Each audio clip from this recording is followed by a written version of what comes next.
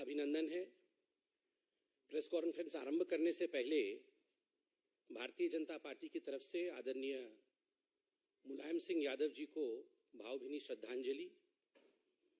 आज जिस विषय पे प्रेस कॉन्फ्रेंस करने वाले हैं एक गंभीर विषय है।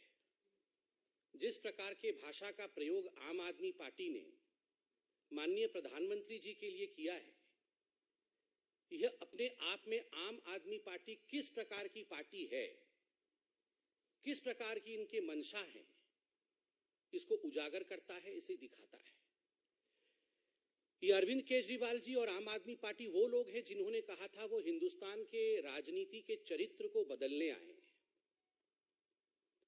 देश के लोकतांत्रिक तरीके से चुने हुए प्रभावशाली और कर्मठ प्रधानमंत्री को अगर नीच कहा जाए, और वह भी एक बार नहीं कई बार एक वीडियो में गोपाल इटालिया जो उनके अध्यक्ष हैं गुजरात के, कई बार प्रधानमंत्री जी को नीच शब्द कह के संबोधित कर रहे हैं,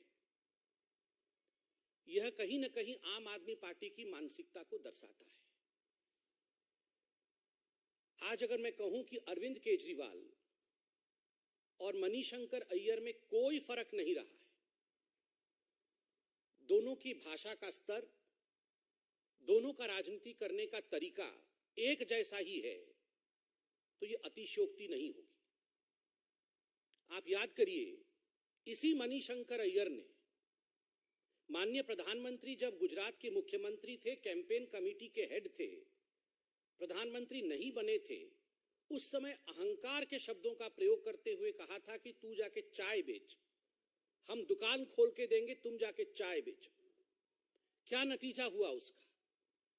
इस भाषा का नतीजा यह रहा कि कांग्रेस पूरी तरह से गुजरात में समाप्त हो गई। पूरे देश में कांग्रेस का चुनाव में जो हश्र हुआ है वह हमने देखा है। यही वो मणिशंकर अय्यर है जिन्होंने माननीय प्रधानमंत्री जी को नीच कहा था। ये नीच किस्म के आदमी है। पूरे देश में कांग्रेस का क्या हाल हुआ ये हमने और आपने देखा है। और आज ठीक उसी प्रकार के भाषा का प्रयोग आम आदमी पार्टी और अरविंद केजरीवाल कर रहे हैं। क्या फर्क है अरविंद केजरीवाल और मणिशंकर अय्यर में, मैं ये आपसे पूछता हूं। गोपाल जी के उस वीडियो में केवल नीच शब्द का प्रयोग किया गया हो प्रधानमंत्री जी के लिए, ऐसा नहीं। उसके अलावा उन्होंने कहा है पूरा देश जो है वो सी बन रहा है। यह जो नीच आदमी है वो पूरे देश को सी बना रहा है, कोट अनकोट सी। और सी का अर्थ क्या है आप समझते तो है ना? आप सोचिए, इस प्रकार के शब्दों का प्रयोग भारत के नागरिकों के लिए गुजराती नीच है, और हिंदुस्तान के जो लोग हैं वो कोट अनकोट सी है। यह भाषा का स्तर आम आदमी पार्टी के गुजरात के अध्यक्ष का है। यह हारने की बौखलाहट है। कई सर्वे आए, हमने सर्वे भी देखे, 0 to 1 सीट। अधिकांश सर्वे में तो आम आदमी पार्टी की 0 सीट दिखा रही है गुजरात में। तो स्वाभाविक है जब जमानत जब्त होता है तो इसी प्रकार के भाषा का प्रयोग किया जाता है। और पहली बार नहीं है जब केजरीवाल जी इस प्रकार की भाषा का प्रयोग उन्होंने किया है। आप याद करिए, ये वही केजरीवाल जी है जिन्होंने माननीय प्रधानमंत्री को कावर्ड एंड साइकोपाथ, डरपोक और पागल कहा था।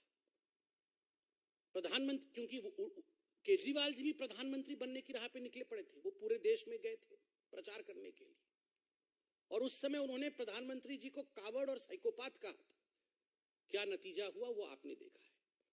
ये वही केजरीवाल जी है जिन्होंने पुलवामा हमले के समय यह कहा था कि पाकिस्तान ने प्रधानमंत्री नरेंद्र मोदी जी की सहायता की है, और ये जो अटैक हुआ है यह मिली भगत है भारत और पाकिस्तान की। इस प्रकार की सोच अरविंद केजरीवाल जी की।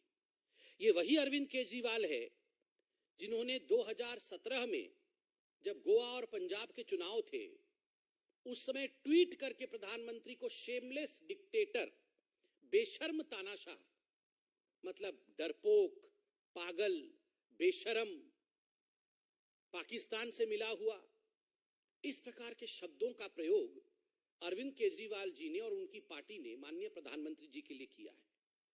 इतना ही नहीं, उनके प्रवक्ता नितिन त्यागी जी, आप याद करिए, उन्होंने क्या कहा था? उन्होंने कहा था ये जो प्रधानमंत्री है ये एक बीमारी है, we have to eliminate this disease, इस बीमारी को समाप्त करना होगा। आज ये हिंदुस्तान के लिए गर्व का विषय है। प्रधानमंत्री किसी पार्टी के नहीं होते, पार्टी का तो बाद में विषय आता है। लोकतांत्रिक रूप से चुने हुए प्रधानमंत्री देश के होते हैं। उस प्रधानमंत्री को नीच कहना ये देश के लोकतांत्रिक प्रक्रियाओं का अपमान है। It is an insult to the democratic process of India, to the parliamentary process of India. कोई भी प्रधानमंत्री, कोई भी व्यक्ति नीच नहीं होता है। जन्म से वो किसी भी जाति या किसी भी धर्म का हो, कोई व्यक्ति नीच नहीं हो सकता है। एक ओबीसी प्रधानमंत्री को, जो पिछड़े वर्ग से आते, जो एक गरीब और साधारण परिवार से आते हैं, उनको बार बार नीच कहना, ये गाली किसको है? क्या आप पिछड़े वर्ग के लोगों को नीच कहना चाहते हैं? क्या एक साधारण गरीब परिवार से अगर व्यक्ति उठ करके प्रधानमंत्री बनता है लोकतांत्रिक प्रक्रिया में, तो वो नीच होता है? ये नीचता नहीं। परिश्रम करना, देश के लिए काम करना, भ्रष्टाचार समाप्त करना, 80 करोड़ जनता तक राशन पहुंचाना, 2 वैक्सीन के माध्यम से कोविड के खिलाफ लड़ाई लड़ना, ये नीचता के लक्षण नहीं है, ये अंत्योदय के लक्षण है। ये लक्षण है गरीबों के साथ खड़े होने वाले प्रधानमंत्री का। उसको आम आदमी पार्टी और अरविंद केजरीवाल जी ने नीच कहा। 2 दिन पहले गुजरातियों को कंस का औलाद बता रहे थे, और कुछ समय से हम देख रहे हैं अरविंद केजरीवाल जी खुद को भगवान बचाने से बस 1 इंच की दूरी में है। मैं तो कृष्ण हूं, मैं तो अवतारी पुरुष हूं। खुद कृष्ण, खुद अवतारी पुरुष, और बाकी गुजराती जो हैं वो कंस के औलाद। और बाकी जो गुजराती, आज अगर प्रधानमंत्री पूरे विश्व में ग्लोबल सर्वे में 75% की उनकी रेटिंग है, 75% की रेटिंग किसी भी विश्व की नेता की नहीं है, आज प्रधानमंत्री नरेंद्र मोदी जी की है। ये गर्व का विषय हिंदुस्तान के लोकतंत्र के लिए है। ये गर्व का विषय केवल गुजरातियों के लिए नहीं, ये हिंदुस्तान के लिए। इसलिए किसी पिछड़े वर्ग के व्यक्ति को, एक गरीब गुजराती को नीच कहना, यह गुजरात का भी अपमान है, यह हिंदुस्तान का भी अपमान है, यह लोकतांत्रिक प्रक्रियाओं का अपमान है। पूरी पार्टी में, आम आदमी पार्टी में हमने देखा 2 दिन पहले हिंदू देवी देवताओं के प्रति गाली, हिंदू देवी देवताओं के प्रति टॉलरेंस नहीं है। तो स्वाभाविक है, जब भगवान तक को बख्शा नहीं जा रहा है, ये प्रधानमंत्री जी तो और नेतागण तो मनुष्य, उनको तो गाली देंगे ही ये लोग। मगर याद रखिए, ये भारतवर्ष है, यहां की जनता बहुत बुद्धिमान है। सोच समझकर कौन गरीबों के लिए काम करता है और कौन कोट अनकोट नीच इत्यादि कह करके देश का अपमान करता है, यह जानती है जनता। जनता जनार्दन जवाब देगी। कोई प्रश्न हो तो अवश्य पूछें। सर संजय जी।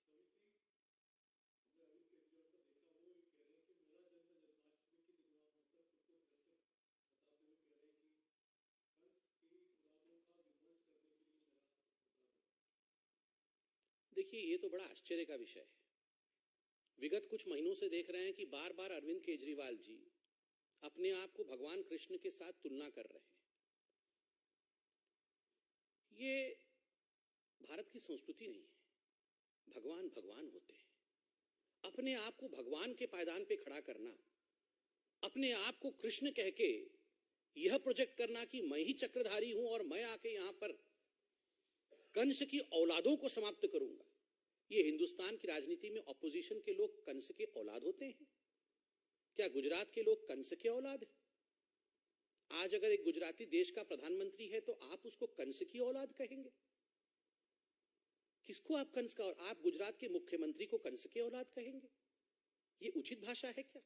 और खुद को भगवान कृष्ण बताएंगे?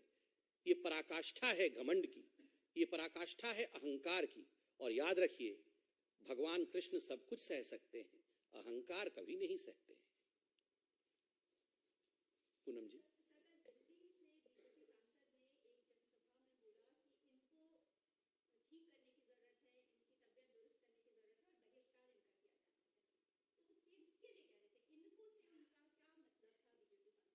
अच्छा, मैंने देखा नहीं है, वो वीडियो देखने के पश्चात मैं इस पे कमेंट अवश्य करूंगा। ये तो बताएंगे, गोपाल जी बताएंगे।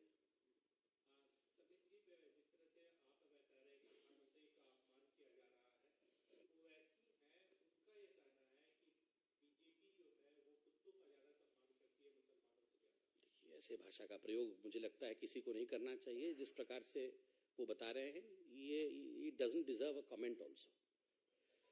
धन्यवाद।